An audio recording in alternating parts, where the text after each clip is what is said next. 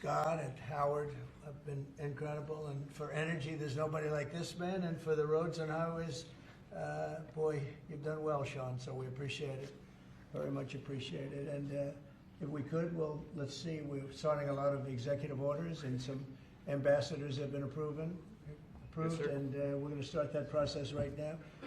We're honored to have Gretchen Whitmer from Michigan, great state of Michigan, and she's really done an excellent job, and a very good person. And we're working on the Selfridge, as you know, the air base. We're trying to get the air base open, keep it open. I think, Gretchen, if you're there, and Matt Hall, the Speaker of the House of Michigan, and he's been fantastic as the Speaker. I appreciate it. We won the state, Matt, and We did. you helped me a lot. I did, and you made me speaker, so thank you, Mr. President. That's good too. And Gretchen, I think everybody knows. So we're working on that very hard, and I think we'll come home with a winner for Michigan, okay? I just spoke with the Secretary of Defense. Sometimes we call him the Secretary of War. It used to be called the Secretary of War. They changed it when we became a little bit politically correct. But I think we're in great shape. We're going to be in great shape. So thank you very much for being here. Thank you very much, Matt. Congratulations. Great job. So we'll start with the first orders. And I think we have one for a man named Mike Huckabee. Does anyone know Mike Huckabee? Yes, sir. He's going to be a great ambassador to Israel. And they're thrilled to have him, that I can tell you. Go ahead. Yes, sir. So the Senate confirmed Governor Huckabee to be your next ambassador to Israel earlier today. That's his commission as ambassador. And then we also have a transmittal letter to the President of Israel requesting that he accept Ambassador Huckabee's credentials. He's going to be fantastic. He's going to bring home the bacon. And then Even though bacon isn't too big in Israel. that's just the third letter. I had to clear that up.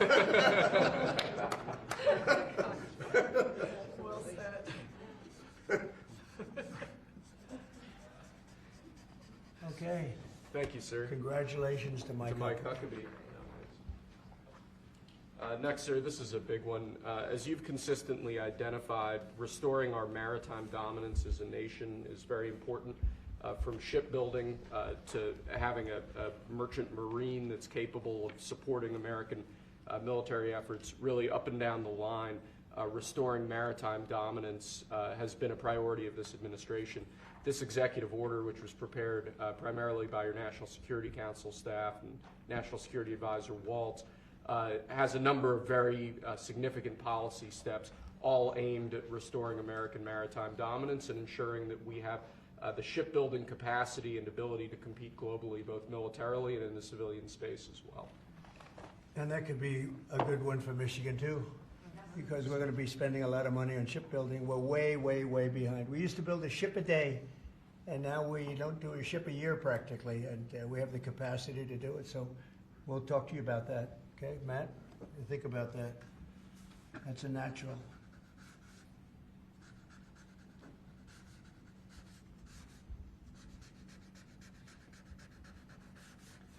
Okay, shipbuilding. That's a good one. Okay, thank you. Thank you, sir. The next executive order relates to defense procurement. Our current defense procurement process has been criticized by many folks on both sides of the aisle as being too slow to adapt to new and changing technologies, not delivering the sorts of weapons and systems that our warfighters need in order to compete on the battlefields of the future. So with this executive order, we're going to be modernizing the procurement structure the Department of Defense uses to allow it to more quickly adapt to changing circumstances around the world. And we're also going to be launching a review of existing procurement programs to ensure that we're getting value for the money and to ensure that we're getting the best possible systems in the field. And which are currently horrible. I tell you, they're horrible. That process is ridiculous what they do. They get the highest price and not even good-looking equipment, and we're changing it. We're going to change it to the best. So this is very, very important.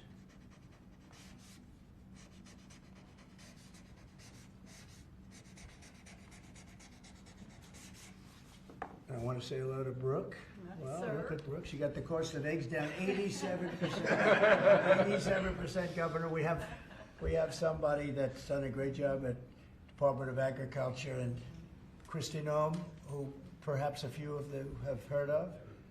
She has done the most unbelievable job as somebody that's watching over our country at the border, and with Tom Homan and your whole staff of tremendous people. So thank you. Who would think that she is like meant for that job, huh?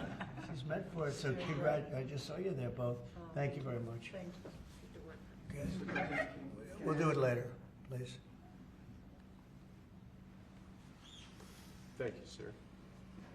Lastly, in the defense space, one persistent issue that we've had in terms of the issue of foreign defense sales, that we're unable to provide weapon systems in a reliable, effective way to key allies of ours, and a key driver of that is inefficiencies and inconsistencies with the process by which we approve foreign military sales. So this executive order is going to direct your Department of Defense, Department of State, other relevant departments and agencies to rework our system of foreign defense sales to ensure that we can provide equipment, creating American jobs and providing obviously revenue to American defense manufacturers, but provide key military equipment to our key allies in a reliable, effective way. Okay, that's good. All very important.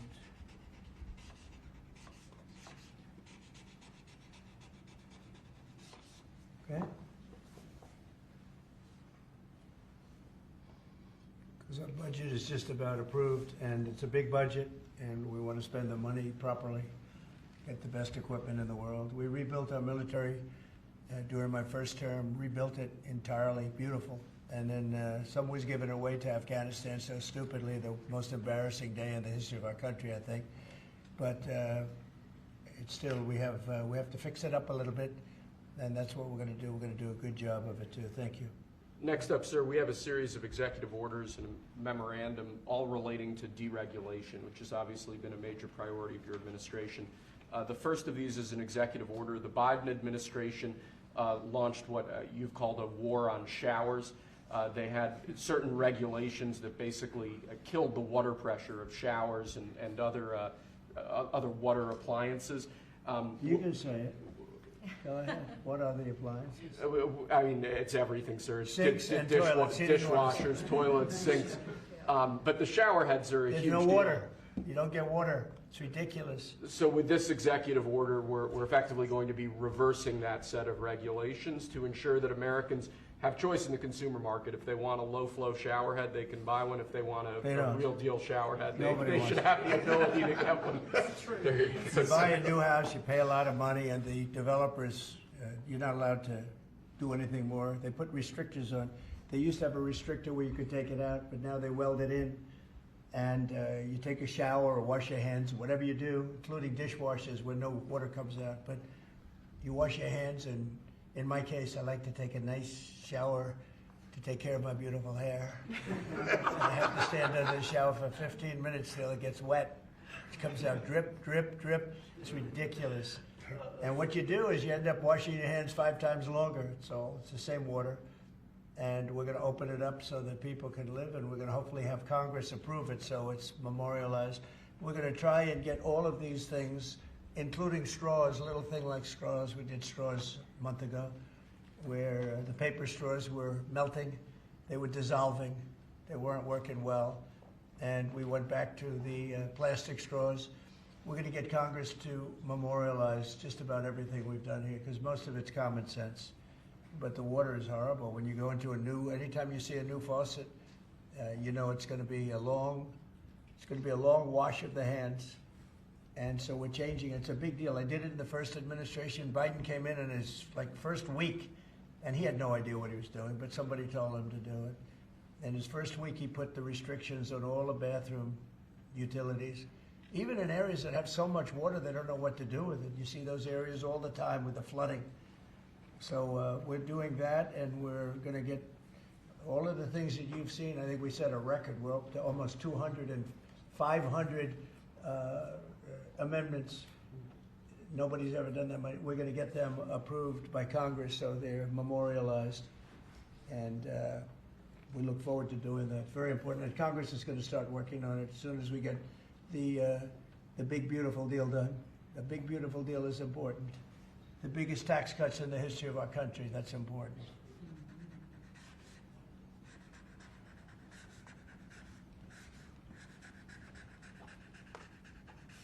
Okay.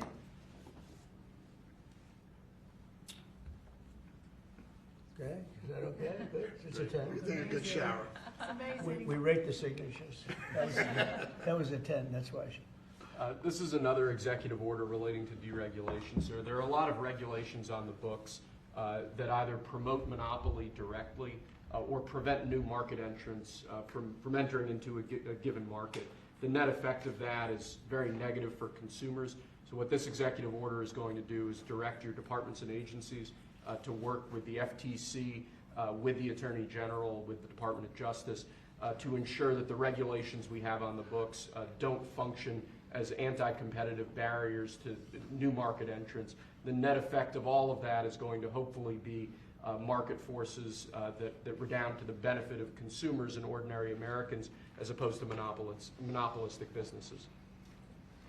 I said yesterday, he was a great, great student at Harvard before it went bad. It's gone really bad. Now they're teaching their students mathematics, basic mathematics. Can you believe it? So what does that mean? They're allowing people in that can't add 2 and 2? What's going on at Harvard? I went to law school there, sir, and it was pretty liberal when I was there, but it's gone way off the deep end in recent I years. don't know if you read that. They're teaching them basic mathematics, people that got accepted to Harvard. How come they got accepted if they don't have mathematics? And we're holding back $8 billion. Can we believe? We give Harvard $8 billion. And we're holding back Columbia. We're holding back a lot of the schools because they were woke. And they've hurt a lot of people. Okay? Thank you. Thank you, sir. Okay? There are a large number of regulations on the books. These are regulations that are currently in effect that we believe blatantly violate the law, blatantly violate Supreme Court precedent that otherwise are just blatantly illegal. So what this presidential memorandum does basically just directs the heads of your departments and agencies to follow the law and to cease enforcing regulations that are blatantly illegal or unconstitutional. It's a big deal.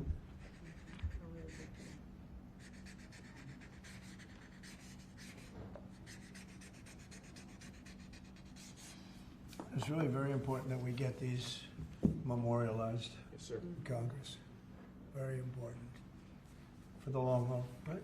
Yes, sir.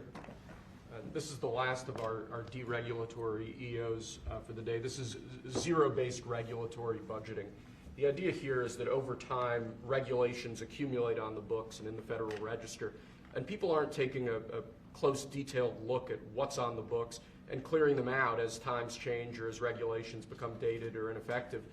What this executive order is going to require is each of your departments and agencies to scrutinize on a continuing rolling basis all of the regulations they actually have on the books and sunset those that either no longer serve a purpose or the departments and agencies can't identify a specific reason for keeping them active. Okay?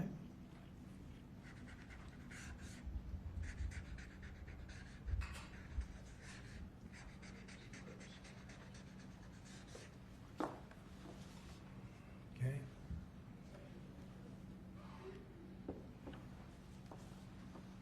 Thank you, sir. Sir, you've taken action against a number of law firms that have in one way or another been involved in the weaponization of government or actions of lawfare. One of those law firms is Sussman Godfrey, similar to what we've done previously with other law firms. This is an executive order that takes certain measures against Sussman Godfrey to ensure that they can't access government resources, government buildings, scrutinizing certain aspects of their practices as a law firm, given their previous activities.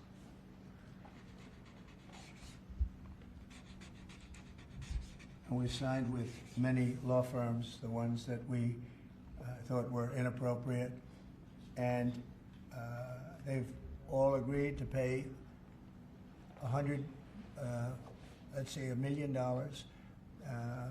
They went for some pretty big numbers. I guess we have a total. What do we have? What's the total about?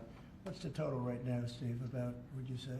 Getting close to probably 600-700 million now, I would think. We've multiple at 100 million, some at 125 million. So the numbers are adding up. We're going to be close to $1 billion soon. One at $40 million. Millions of dollars an hour. But they don't admit guilt. Remember that, they don't admit guilt. But, and we have another 5 to go, I think, 5 of them. And this one is just, we're just starting a process with this one. Yes, sir. Because there were some very bad things that happened with these law firms. And this firm was very involved in the election misconduct. Weren't they all involved in the election misconduct? I think they were all involved. Yes. Anyway, so they went from $40 million to $125 million. And most of them are at about $100 million, right? All right.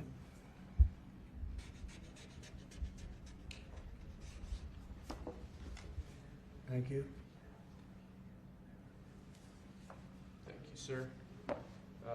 The next presidential memorandum we have for you relates to Miles Taylor. You may recall that Miles Taylor served in the Department of Homeland Security during your previous administration. In his capacity with the Department of Homeland Security, he leaked classified information. He wrote a book under the pseudonym Anonymous, making outrageous claims both about your administration and about others in it. What this presidential memorandum is going to do, one, it's going to strip any active clearance that he has in light of his past activities involving classified information. It's also going to order the Department of Justice to investigate his activities to see what else might come up in that context, given his egregious behavior during your previous administration. And I had no idea who this guy was. I had no idea.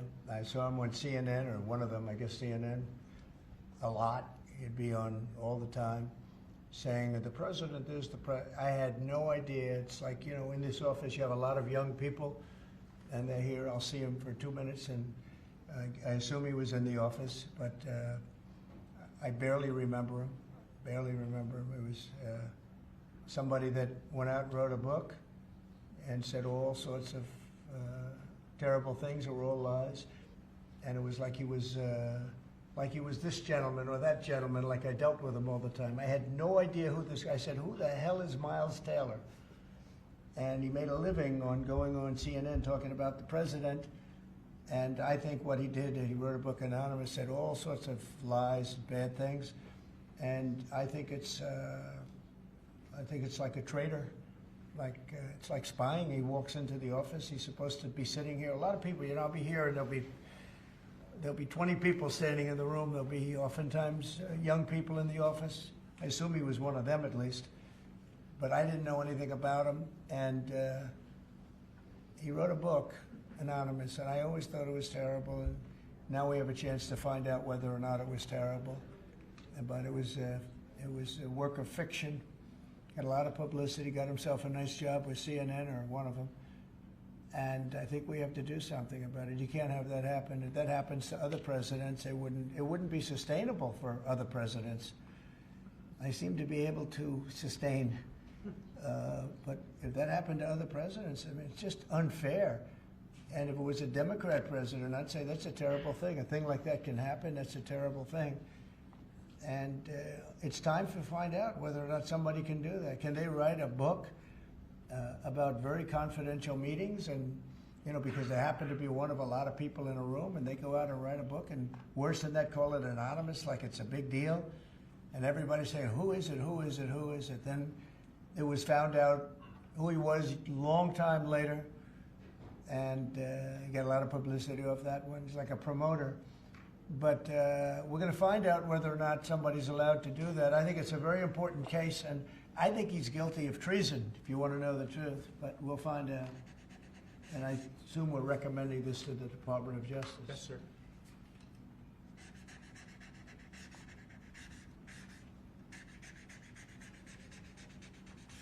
Okay, good.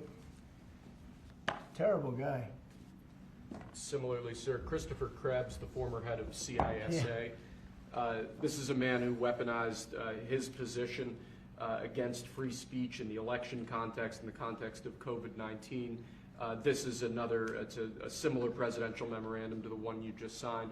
It addresses his access to government, existing clearances he might have, and further instructs your Department of Justice, other aspects of your government, to investigate some of the malign acts that he participated in while he was still head of CISA. This is another one. I don't know that I met him. I'm sure I met him, but I didn't know him. And he came out right after the election, which was a rigged election, a badly rigged election. We did phenomenally in that election. Look what happened to our country because of it. Open borders, millions of people coming into our country. Russia and Ukraine, that would have never happened. October 7th would have never happened.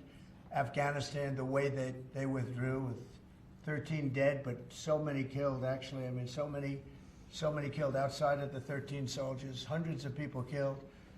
And maybe, I don't know, never mentioned, but I mentioned it, 42 or 43 people so badly injured, the legs, the arms, blown off, the face. And this is all because of an incompetent group of people that preceded us, and that would have never happened. And this guy Krebs was saying, oh, the election was great, it was great. Well, it's been proven that it was not only not great. When you look at all these lawyers and law firms that are signing, giving us hundreds of millions of dollars, it was proven by so many different ways in so many different forms, from the legislatures not approving to the 51 intelligence agents that worked from all of the different scamming operations. It was a very corrupt election. They used COVID to cheat. And we're going to find out about this guy too, because this guy's a wise guy. He said, we've been proved this is the most secure election in the history of our country. Now, this was a disaster. And frankly, we should go to paper ballots, same-day voting, voter ID, and one other thing, you should get a little certificate that says you're a citizen of our country. You get a citizen piece of paper that says you're a citizen before you can vote. But you want voter ID and you want paper ballots, and you really want same-day voting. If you don't have same-day voting, they decide to change the air conditioner. Oh, we're fixing the air conditioner. Let's move all these boxes. We'll bring them back in a few days, and then they don't bring back those boxes. We got to have safe elections. We have to have borders. Ideally, we have to have a free press, which we don't have. We don't have a free press. We have a very dishonest press. This is an honor. We're going to find out whether or not he was right. This was a disgraceful election, and this guy sat back saying, well, I'm a member, or like he's a Republican or something, and almost right from the beginning. And he's tried to make the case that this election was a safe election. I think he said, this is the safest election we've ever had. And yet, every day you read in the papers about more and more fraud that's discovered. He's the fraud. He's a disgrace. So we'll find out whether or not it was a safe election. And if it wasn't, he's got a big price to pay. And he's a bad guy. Here's another one. I have no idea who he is. Krebs. I have no idea who he is. I'm sure he was in the room at some point, just like you're all in the room, but I have no idea who he was. So thank you very much. Those last two are very important, I think, for the country. Thank you, sir. And lastly, we just have 3 proclamations. These are the sorts of things that most presidents use an auto pen for. You obviously don't like using the auto pen much, if at all. The first of these is National Former Prisoner of War Recognition Day. This is one that you did in each of, I believe, each of the previous years of your previous administration, recognizes former prisoners of war. More generally, this proclamation is written to acknowledge the great steps you've made both in this administration and your previous administration on behalf of veterans, homeless veterans, others who have suffered in that way, and basically stating that it's a priority of your administration to ensure that veterans and homeless veterans are cared for properly. Good. And you know what? They ought to find out who was using that auto pen, because whoever that person was, he or she was like the President of the United States, and I'm against auto pens. I think auto pens are not a good thing, especially when you're talking about documents like we're signing today. If he can't sign, then he can't be president. It's pretty simple. Let's see whether or not he could sign. But I think that should be tested. I really think that should be tested. It's another one. And you may think about it, because how can a man that, did he really know that when they gave all false information on the council, I mean, the whole unselect committee of political lunatics, they destroyed all the information. You can't get any information. They went for like a year and a half, almost 2 years, screaming and ranting and raving. Democrats plus two worse than Democrats. You had Liz Cheney, and crying Adam Kinzinger. Crying Adam. Every time I looked at him, he was crying. The guy was a crier. But you can't do that. You just can't do that. So we're going to find out a lot. I think we're going to find out a lot. These last 3 or 4 have been they've been very, very interesting. We'll see what happens. Yes, sir. But I don't think a president should be allowed to use an auto pen when they're signing very, important legislation. I think a president should sign it, not use an auto pen. And we're going to find out whether or not he knew what the hell he was doing. I'm sure at this point he'll say, I signed it. They'll tell him what to say. But to give pardons to people that destroyed all the information. If you destroyed information on a civil case, just a civil case, not a criminal case, a civil case, they put you in jail for that. And they found out that Pelosi was the one that was in charge of the security of the Capitol, and she knew all about it, and she admitted her guilt to her daughter, who was a movie documentary person. I'm sure her daughter's not too happy about that. I'm sure Crazy Nancy's not too happy. But we found out all the things, everything. And we go for the information. Sir, we've destroyed all of that information. If I haven't destroyed it, I wouldn't be sitting here right now. I guarantee you that. I'd be sitting someplace else. So I think it's something that we should really look at, because that's so important. The whole concept of an auto pen, because whoever's, auto pens are run by somebody. Whoever ran the auto pen was president of the United States. And I would be willing to bet that Biden didn't know, probably didn't know anything about any of it. Very dangerous, very dangerous. So you're going to check that out, right? Yes, please? sir. We're working on it right now, sir. This is just another proclamation, sir, declaring National Crime Victims' Rights Week.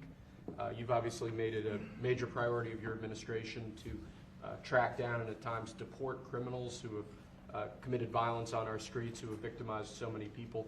This is an annual proclamation that hopefully gets Americans to remember that when crimes occur, there are real victims, there are real people who are affected, and there are people who suffer as a result. Okay, it's very important. Thank you.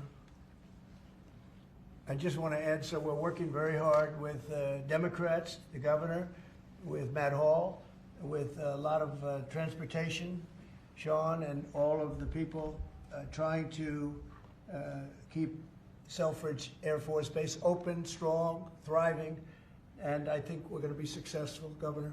I think we'll be very successful at that. We've gotten some good feedback from Pete Hegseth and Department of Defense, and talking about F-16s, they're talking about F-35s, et cetera. It's a great piece of property, it's a great location, and it's a great state. So I think we're going to come back with a very good answer. We're also working on a certain fish that's taken over a beautiful lake called Michigan, right? And that's a tough one. That's a tough one. It's very. Do you want to just talk about that? Sure, Mr. President. Yeah. First of all, I want to thank you for caring so much about Michigan. We've been working a long time. We couldn't get Joe Biden to do anything about either one of these issues, particularly Selfridge Air Force Base. It'll be critical to Michigan's economy and our security when you're able to deliver us another mission there.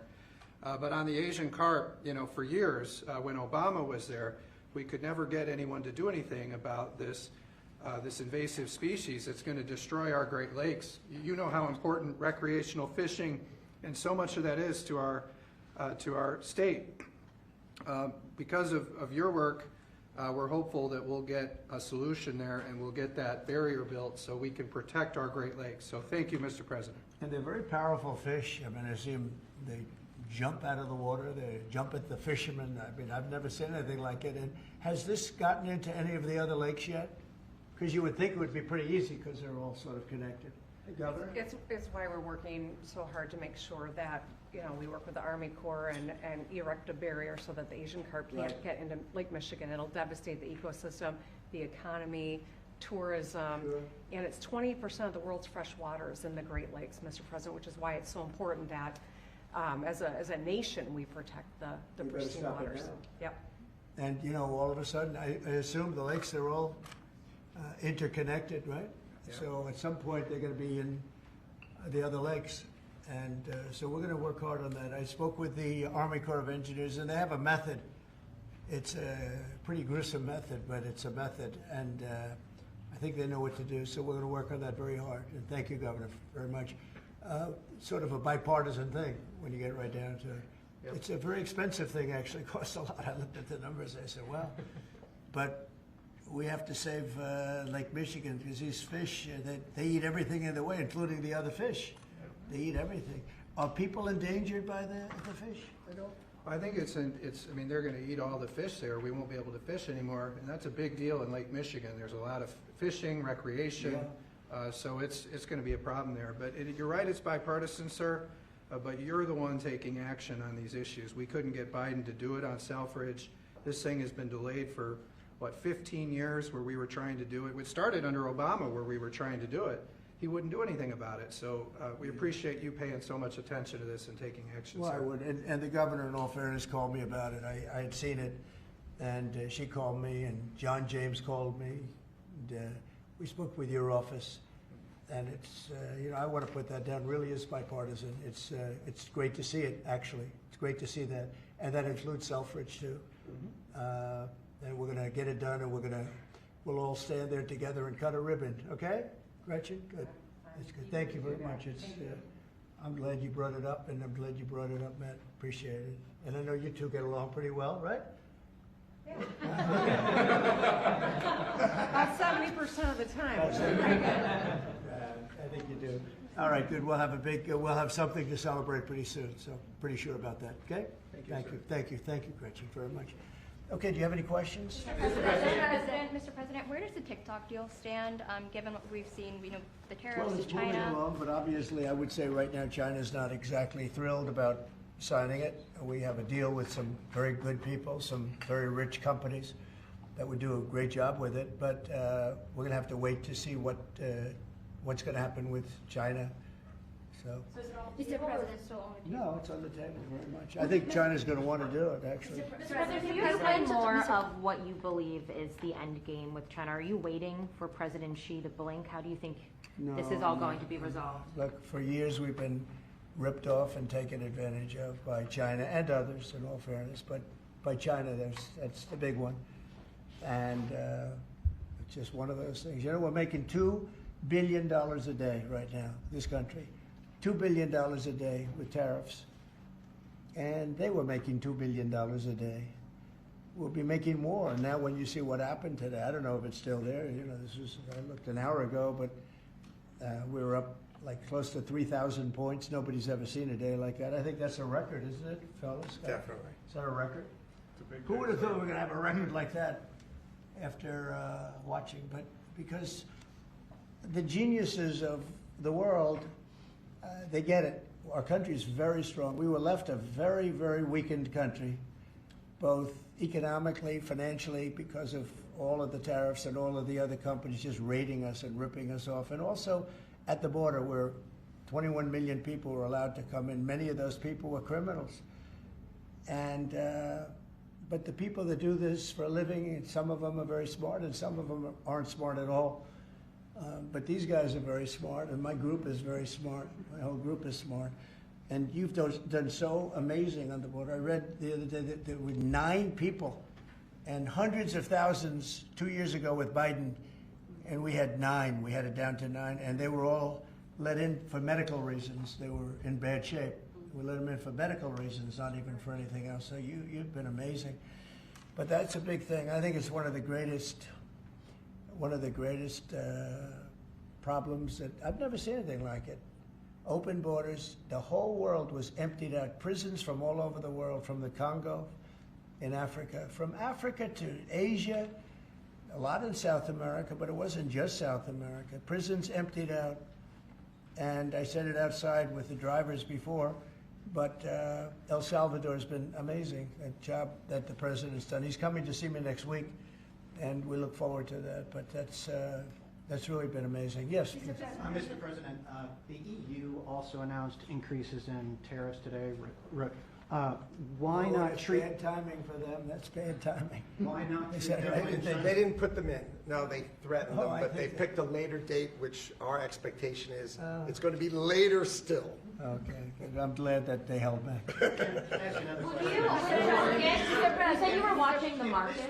If this was the strategy all along to bring them to the table, why did you instruct or advise, or maybe they did it on their own, some of your top aides to say this is not a negotiation, to hold the line, that they were going to hold the line, that you were not going to change Well, your a lot mind? of times it's not a negotiation until it is, and that happens. And, you know, I said outside that you have to have flexibility to do it right, and that's what we have. We brought everybody to the table, and it may not be a negotiation. It may not last. I mean, you know, things may be asked that I think are not fair to us. Look, we've been ripped off by essentially everybody for 35 years. This is not just a new thing. And Roger Penske just left. He's a great gentleman, great man, actually. And he said no other president would have had the guts to do this. And I believe that's right. They wouldn't have done it. They should have done this a long time ago. A long time ago they should have done it. I started it with China. I took in hundreds of billions of dollars in tariffs and taxes from China in my first term. And we had the greatest economy. We were up 88% on the stock market. That was the greatest ever in the history of our country. But it had to be done. It's something that had to be done. Mr. President, thank you so much. Which countries will be negotiating first? Do you have any criteria? Because, for example, Brazil and the UK, they do not have deficits with the US. They have a surplus. They do not have a surplus. They have deficits with the US. So what is the criteria? And also, would you consider talking or meeting with Xi Jinping? Oh, sure. He's a friend of mine. I mean, I like him. President Xi, I like him. I respect him. But they haven't treated our country right. Sure, I'd meet with him. On the other countries, we have Japan is here, and South Korea is here, and others are here, and we're trying to see them. It's, from what I hear, it's much more than 75. I said 75 plus. So many. It's everybody wants to make a deal, actually, and you know we want to do what's right for our country. We also want to do what's right for the world. The world is important. I mean, you know, it's the world, right? And I think we're going to make a lot of people very happy. And I think investing in the United States of America will be the greatest investment that anybody's ever made. Mr. President, can we still expect to see the sectoral tariffs, so the pharmaceuticals, steel, is that something you're still considering moving forward Yeah, with? well, I will be because we want them coming back. You know, we realized during COVID that we don't make our drugs and our pharmaceuticals in this country. So I realized that, and it was a big realization. We had to go to China to get drugs. We had to go to other places.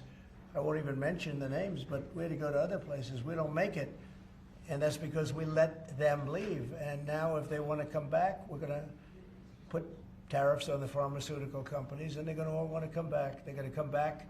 I'm not going to pay them any money like Biden with the chip deal. That chip deal was horrible. They give billions and billions of dollars to chip companies. All they have is money. They have so much money.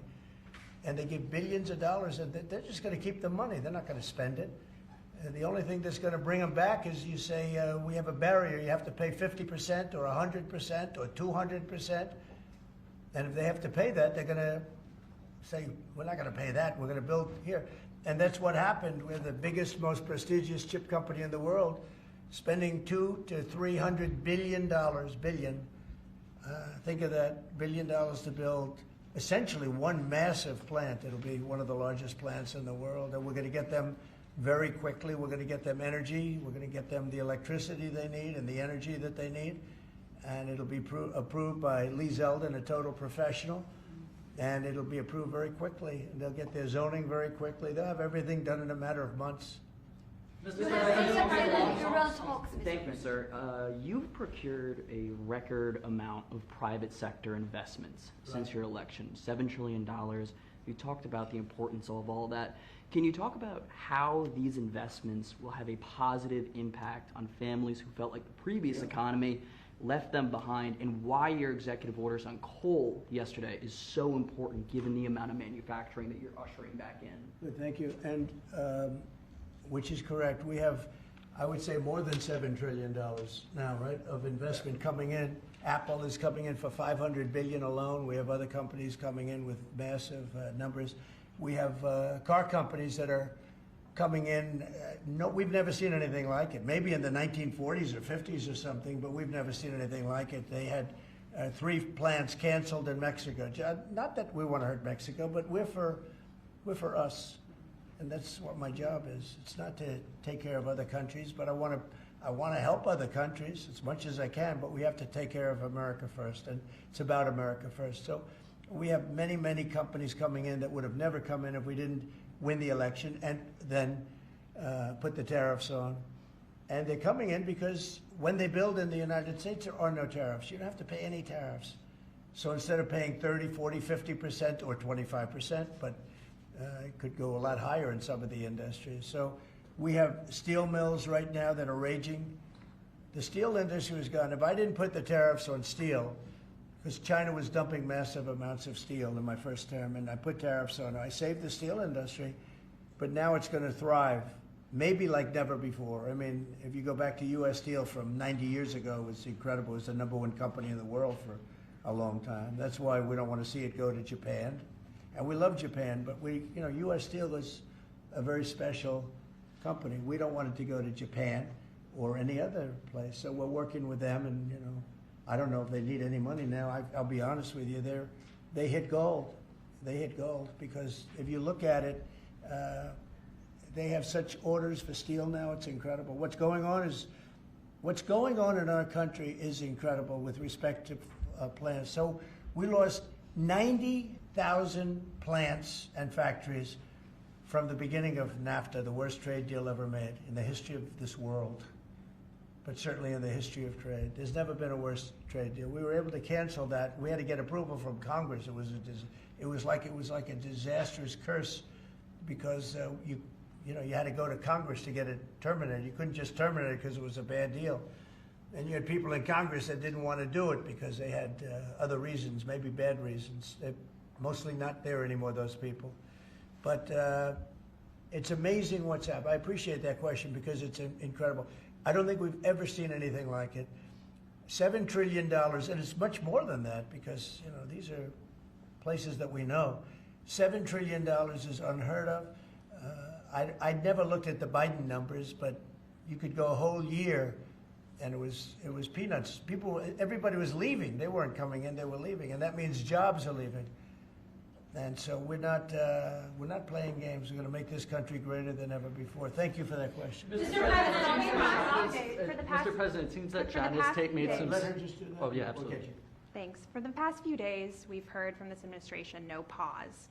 Was this idea of doing a pause, did that just come about this morning? Can you tell us exactly what came into consideration for you and your advisors? For a period of time, I wouldn't say this morning. Over the last few days, I've been thinking about it. I've been dealing with Scott, with Howard, with some other people that are very professional. And I think it probably came together early this morning, fairly early this morning. Just wrote it up. We didn't have the use of, we didn't have access to lawyers, or we just we wrote it up from our hearts, right? It was written from the heart. And I think it was well written too, but it was written from the heart. It was written as something that I think was very positive for the world and for us. And we don't want to hurt countries that don't need to be hurt. And they all want to negotiate. The only problem is, you can only do so many at one time. We want to do it right. We want to get it right.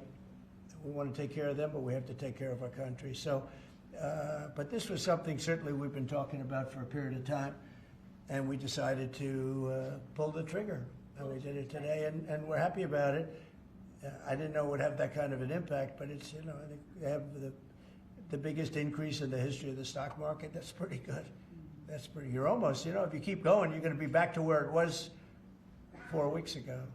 But it was a sick market 4 weeks ago, because the trade was sick. It was only a question of time. I don't blame the tariffs. I think the tariffs just sort of magnified what was happening. It was sick. Biden allowed these people to get away with murder. Biden allowed China to just take advantage of us. We had like $1 trillion deficit with China, $1 trillion deficit.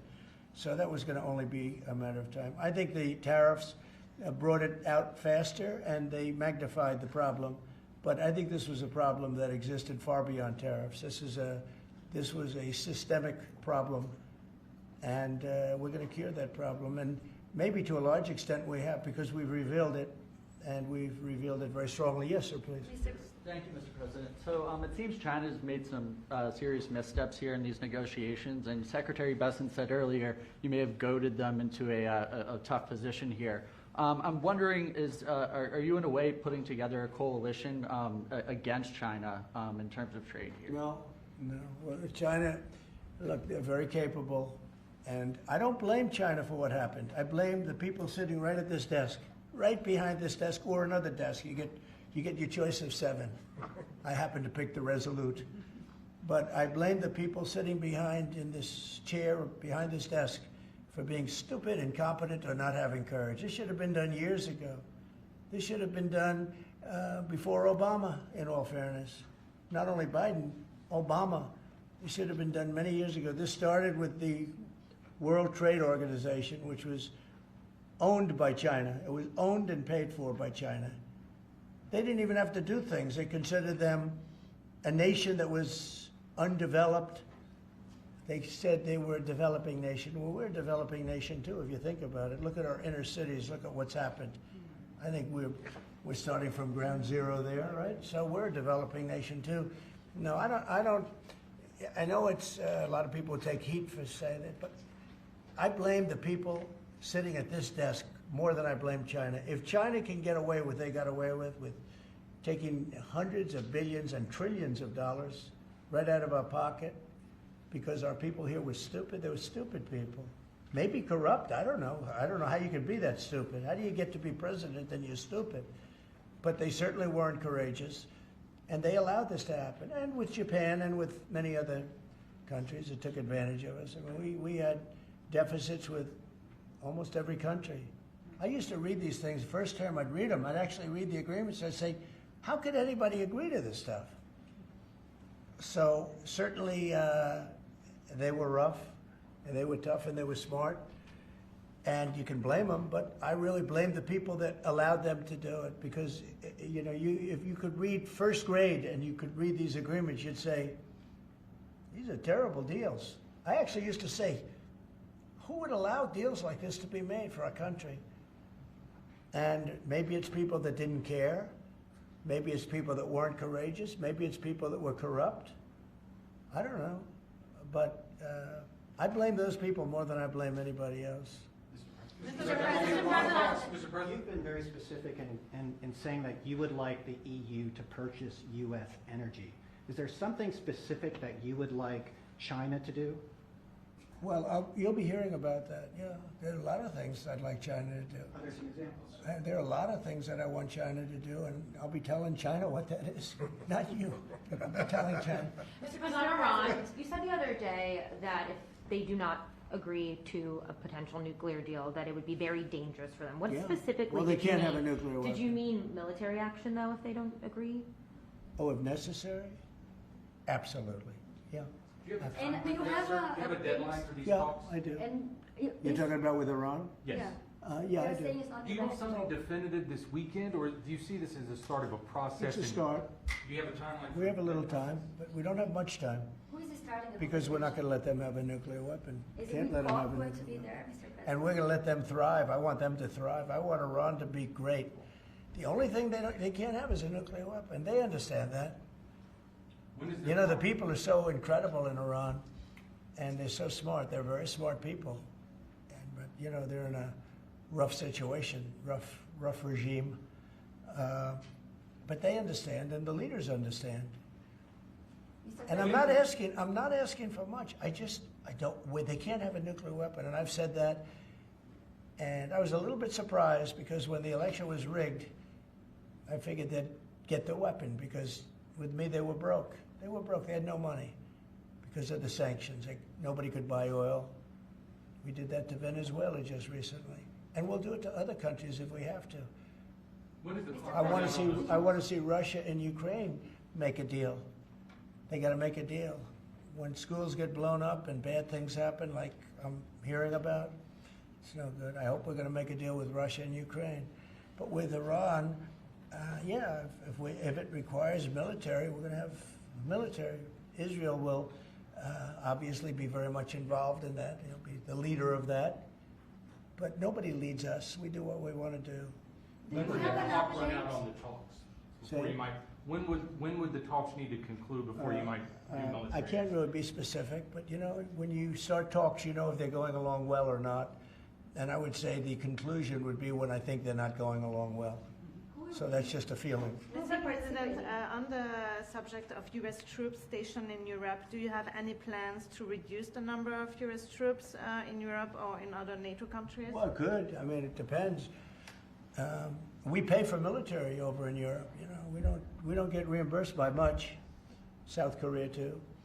So it'll be one of the things we discuss. That's unrelated to trade, but I think we'll make it part of it because it makes sense. Be nice to wrap it all up in one package for each country. You know, it's nice and clean, and we have plenty of law firms. These are great law firms that we signed with, the best. And I think part of the way I'll spend some of the money that we're getting from the law firms, you know, in terms of their legal time, will be, if we can do it, I think we can do it, using these great law firms to represent us with regard to the many, many countries that we'll be dealing with. We'll have good lawyers representing us, but we want to have good lawyers, and these are the best, considered the best lawyers in the world, right? I mean, considered the best in the world. I don't know. They just went off a little bit. Mr. President, two questions. On Iran, do you have an update on who will be participating or conducting these conversations? Will Witkoff be there on Saturday for these direct talks? And on China, some economists are saying that right now is technically embargo on China with 125% tariffs. Are you concerned of escalation beyond the trade war with China? No, I'm not concerned. I think President Xi is a very smart guy, and I think we'll end up making a very good deal for both. But, you know, we've been treated so badly for so many years. Again, we allowed that to happen. We've been treated so badly for so many years. But, no, I don't expect that. I think President Xi is one of the very smart people of the world, and I don't think he'd allow that to happen. And we're very powerful. This country's very powerful. Let me tell you, it's far more powerful than people understand. We have weaponry that nobody has any idea what it is, and it is the most powerful weapons in the world that we have. More powerful than anybody even, not even close. So nobody's going to do that, but I think that if that's what you're referring to, maybe it's not. But just in terms of basic escalation, which is what you said, no, I think that President Xi is a man who knows exactly what has to be done. He's a very smart man. He loves his country. I know that for a fact. I know him very well. And I think he's going to want to get to a deal. I think that's going to happen. We'll get a phone call at some point, and it'll be off to the races. It'll be a great thing for them. It'll be a great thing for us. It's going to be a great thing for the world and for humanity. Do you have plans to meet with Putin in Saudi Arabia? At some point, I will. At some point. In Saudi We'll have to Arabia? see. I mean, we have to get there right now. You know, we got to get there. In the meantime, they're losing 2,500 on average young people every single week. Think of that. 2,500 people a week. It's not even conceivable. We got to get there fast. Do you think Say a couple of more. Yes. Do you have to increase tariffs on China even more before they come to the table or give you a phone I call? can't imagine it. No, I can't imagine. I don't think so. I don't think I'll have to do it. I don't think we'll have to do it more. We calculated it very carefully. By the way, you know, when you hear 100, a lot of people charge much more than that. Canada charges much more than that to our farmers, our dairy farmers. Many people charge much more than 100 or 125 in this case.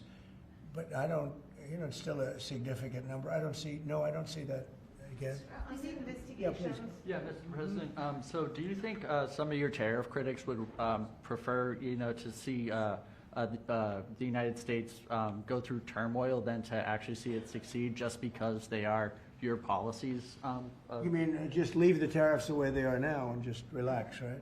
Some Yeah. people have said that. Look, yeah, again, we're making, it'll be soon, much more than $2 billion a day. That's not the worst thing that I've ever heard. So, yeah, some people say that. But, we look at the other side, too. I think as the United States, we have an obligation to look also at the other side. We want what's good for everyone. I mean, it's America first, but we also want to make sure there's a world that can live happily and all of that. And so, this is the way I look. No, but there are people that say, look, where we are now, I've been in worse positions in my life than making $2 billion a day plus, right? It's really plus. Thank you very much, everybody. Thank you, President.